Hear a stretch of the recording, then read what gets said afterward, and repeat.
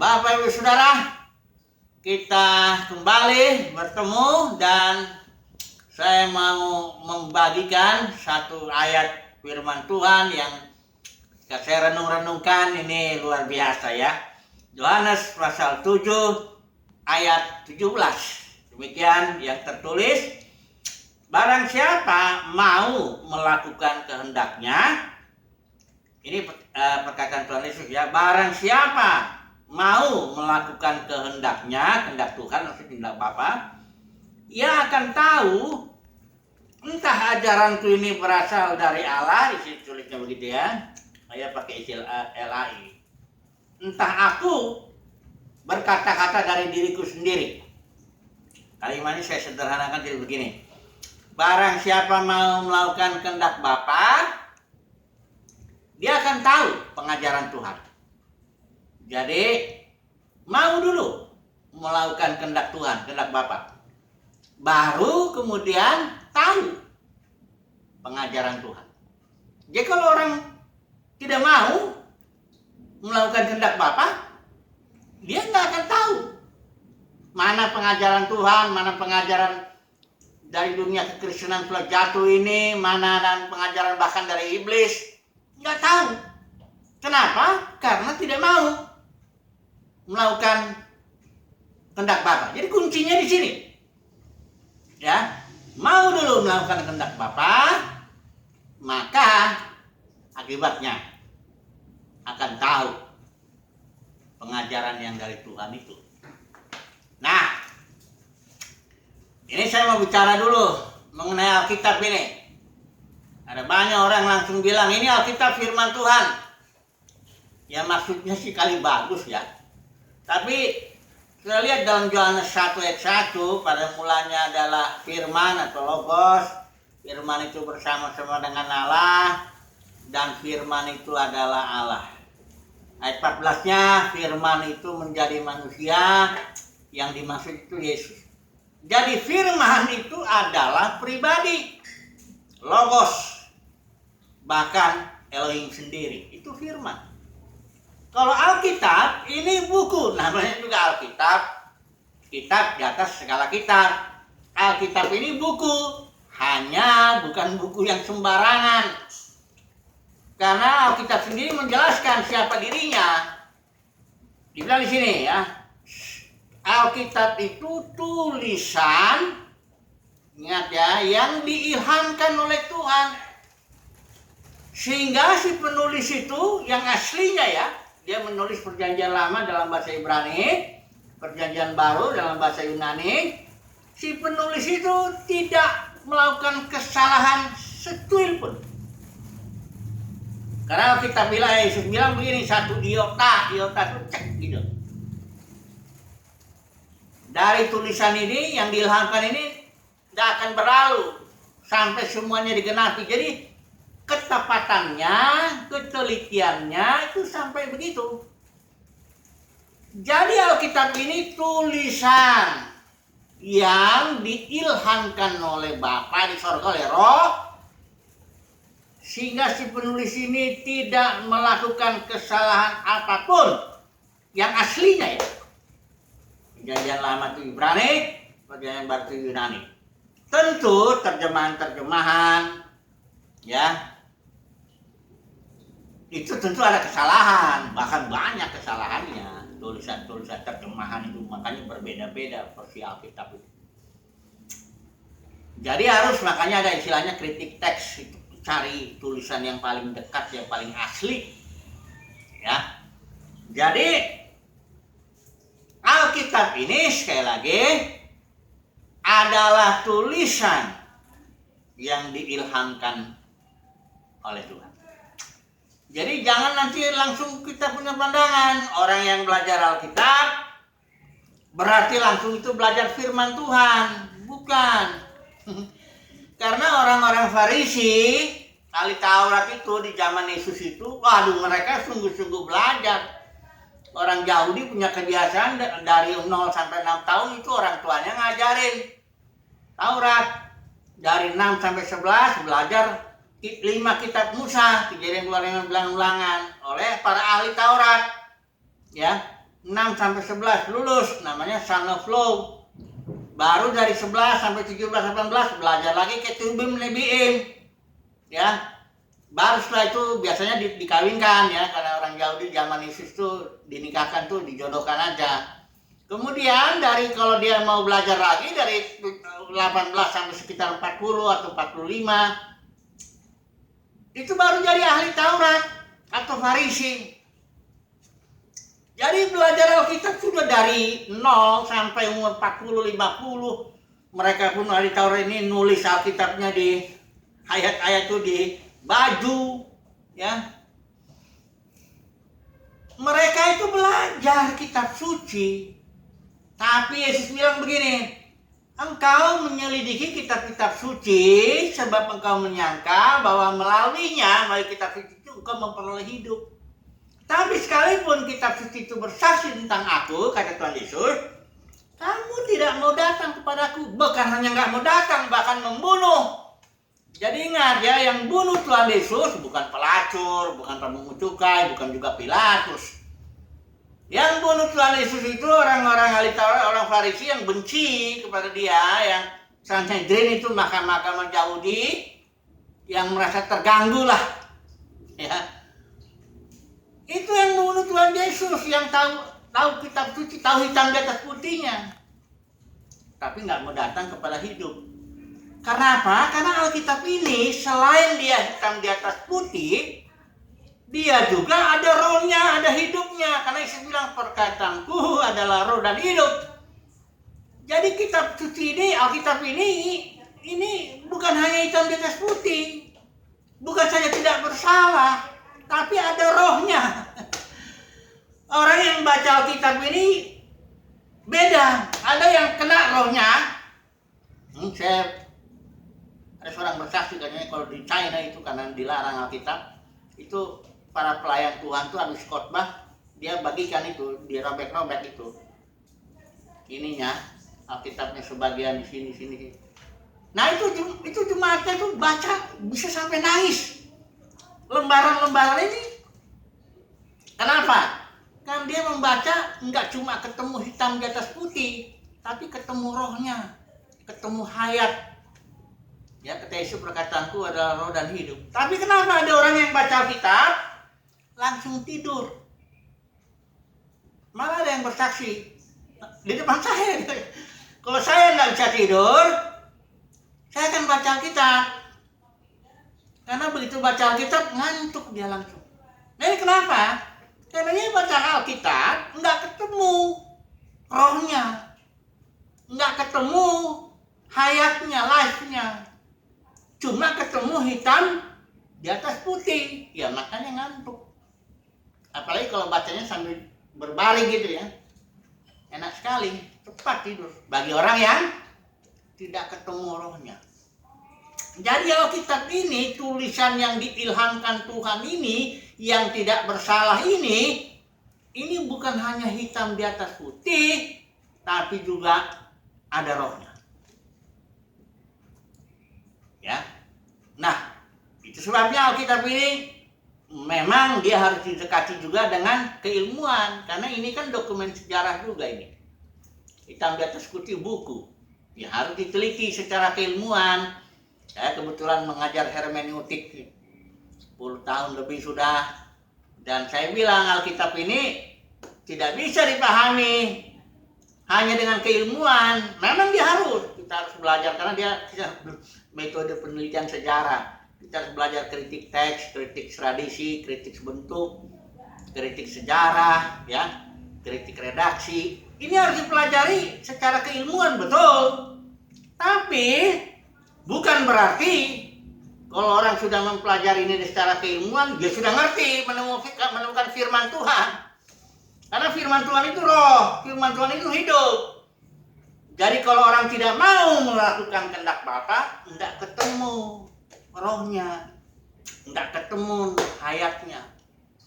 Maka itu kalau yang membunuh Yesus itu di zamannya Yesus itu ahli Taurat orang Farisi, nah di zaman ini yang bunuh Yesus itu bukan orang-orang yang di luar sana yang nggak tahu Alkitab ini, Tapi orang-orang yang baca Alkitab hanya ketemu hitam di atas putih. Karena Paulus bilang tegas, hitam di atas putih itu mematikan. Ya, Antikristus juga, surat Yohanes itu bilang gini, Antikristus itu berasal dari kita, tapi tidak sungguh-sungguh termasuk pada kita. Artinya, Antikristus itu orang-orang yang baca Alkitab ini, tapi ketemu hitam di atas putih. Kristus itu korporat ya. Jadi Antikristus itu kelompok orang-orang yang baca Alkitab, hanya ketemu hitam di atas putih. Itu mematikan. Dialah yang membunuh Yesus sekarang. Karena Yesus sekarang itu roh ya. Roh pemberi hidup. Yesus sekarang ini life giving spirit. Itu yang bisa dibunuh oleh orang-orang yang baca kitab ini. Bisa dia S1 teologi, bisa. S2 teologi, bisa. S3 teologi, bahkan dari sekolah yang terbaik, bisa. Tapi ketika dia mempelajari teologi itu, dia hanya bertemu dengan hitam di atas putih. Kenapa? Karena tidak mau melakukan kehendak Bapa, jadi nggak tahu pengajaran. Kuncinya di sini, karena itu Alkitab ini bukan hanya keilmuannya, ini seni juga. Seni bagaimana menyentuh rohnya. Ya. Nah, orang Farisi Taurat ini memang dia di Alkitab bilang ini dia hamba mamon, dia inginnya duit, cinta uang, ingin kaya, itu satu. Yang kedua, orang Farisi Taurat ini juga ingin dihormati, ingin dihargai, senang dia. Kalau orang menyebutnya rabi, ya senang dia. Kalau dia tunjukkan lah bagaimana aku ini rohani sekali. Doa kadang-kadang pinggir jalan, ya. Yohanes juga dibilang nih, banyak dia. Anggota Sanhedrin itu sebenarnya yang percaya Yesus. Tapi karena mereka lebih mencintai kehormatan manusia daripada kehormatan Elohim, dia tidak mau mengakui. Karena takut dikucilkan. Dan dia sangat ingin orang menghargai dia. Aku ini rabi, aku ini rohaniwan, aku ini pengikut Tuhan, atau bagaimana pengikut Musa, dan sebagainya. Dengan bangganya mereka bilang, kami ini mengikuti Musa. Waktu dia sama orang yang buta itu, kamu murid orang itu, ya, kami ini murid Musa. Wah, bangga sekali dia. Jadi, Bapak Saudara, Alkitab ini bukan hanya hitam di atas putih. Memang hitam di atas putihnya tak bersalah tulisan aslinya. Tapi Alkitab ini juga ada rohnya, ada hayatnya.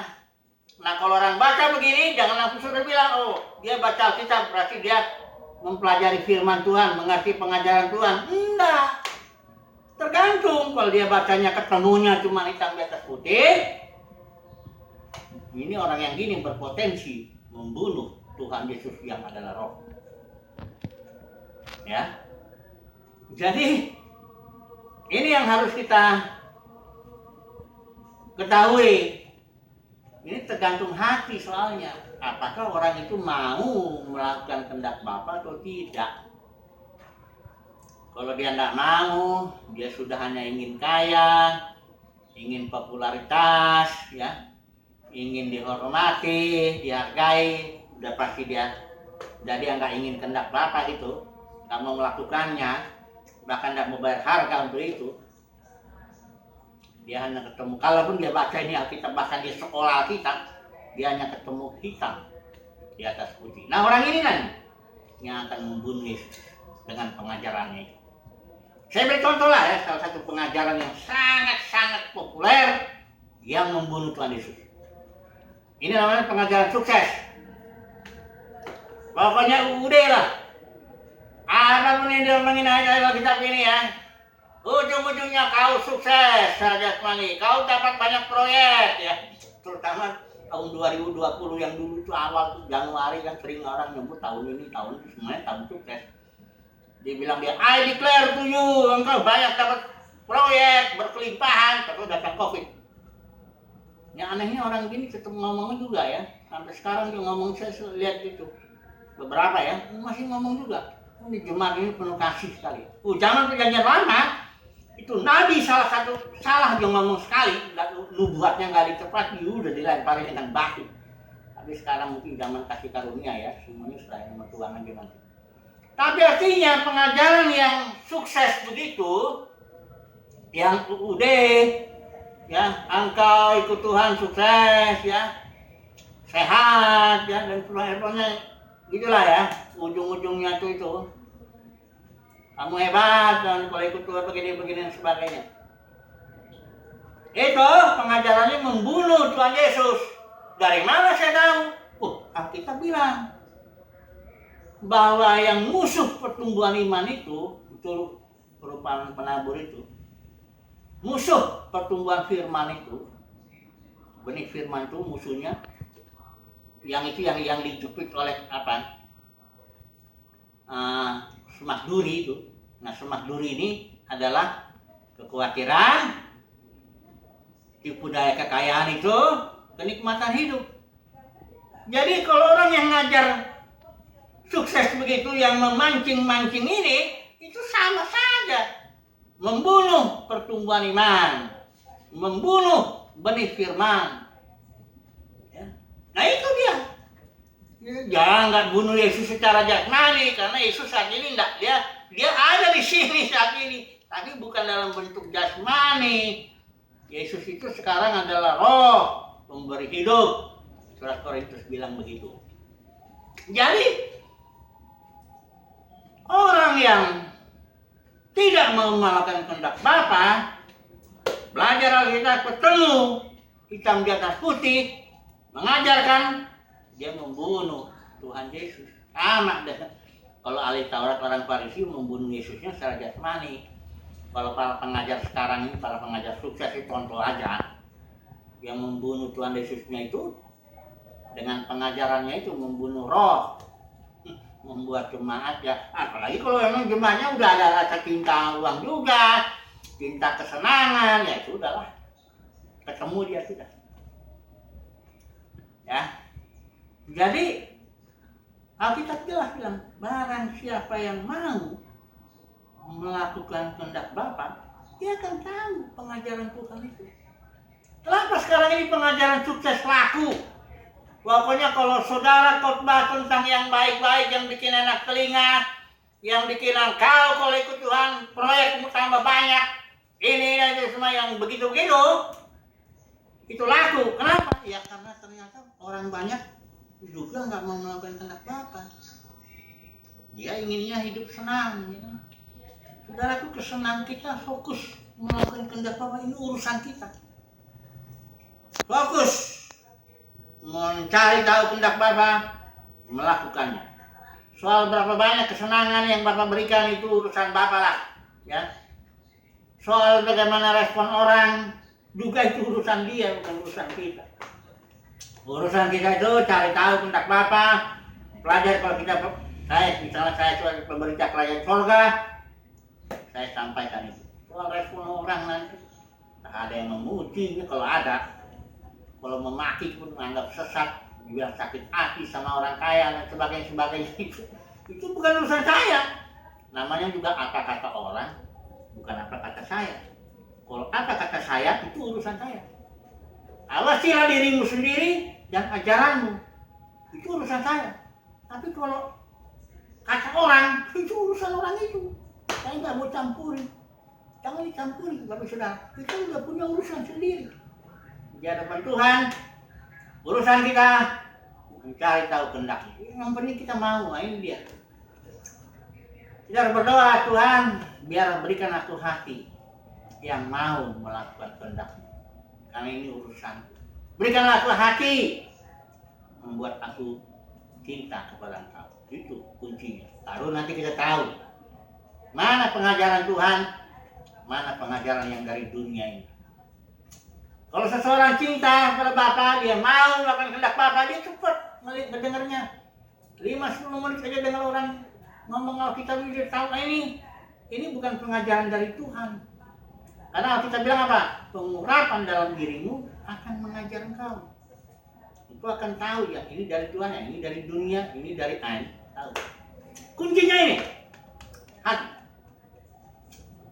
Barang siapa mau melakukan kehendak Bapa, dia akan tahu mana pengajaran Tuhan, mana pengajaran dari dunia, mana pengajaran dari Kristus, mana yang dari anti Kristus. Ya, nah ini dia. Ini sedikit share saya. Bapak saudara, semoga kita memiliki hati mau melakukan kehendaknya, ya. Mau mencari Tuhan, cinta Tuhan. Puji Tuhan, share singkat saya ini semoga ini menjadi berkat. Tapi saya yakin umat pilihan Tuhan pasti laki-laki mencintai Tuhan. Dia suka akan kehendak Tuhan. Ada lagu I delight to do your will, the will of the Lord. I delight, saya suka. Nah, itu kuncinya ya. Puji Tuhan, haleluya.